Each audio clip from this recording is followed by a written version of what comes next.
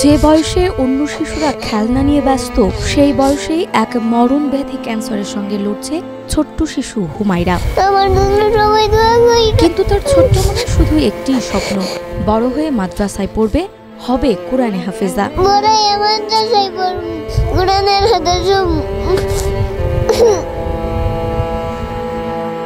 টাঙ্গাইলের ঘাটাইল উপজেলার দেউলাবাড়ি ইউনিয়নের মামুদপুর গ্রামের 4 বছরের শিশু হুমায়রা। 1 মাস আগে হঠাৎ জ্বরে অসুস্থ হয়ে পড়ে হুমায়রা। প্রথমে স্থানীয় হাসপাতালে নেওয়া হলে চিকিৎসকরা ঢাকায় পাঠান। পরে ঢাকায় হাসপাতালে ভর্তি করলে পরীক্ষা নিরীক্ষা শেষে ব্লাড ক্যান্সার ধরা পড়ে। আমার মেয়ের অনেক অবস্থা খারাপ, ডাক্তার বলছে 3 দিন পর রক্ত দিতে হবে, কিন্তু দিতে পারতেছি না টাকার অভাবে। হুমায়রার বাবা রিমন হোসেন পেশায় একজন দিনমজুর।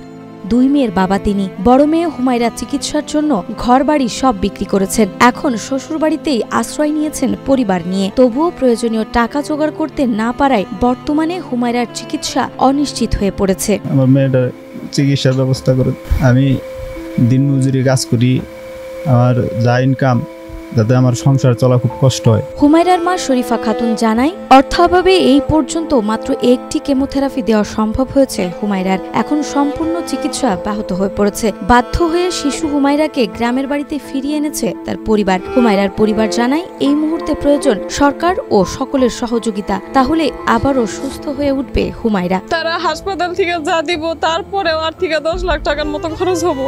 প্রশাসন যারা আছেন তারা যদি একটু সহযোগিতা করেন, আমার মেয়েটার বাঁচাইতে পারি।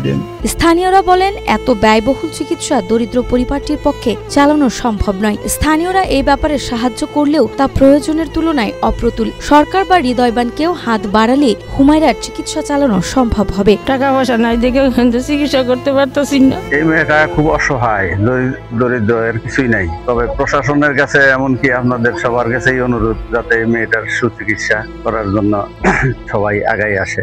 দ্রুত সুস্থ হয়ে উঠুক হুমায়রা, আবারও হেসে খেলে মায়ের বুকে থাকুক, এমনটাই প্রত্যাশা সকলের।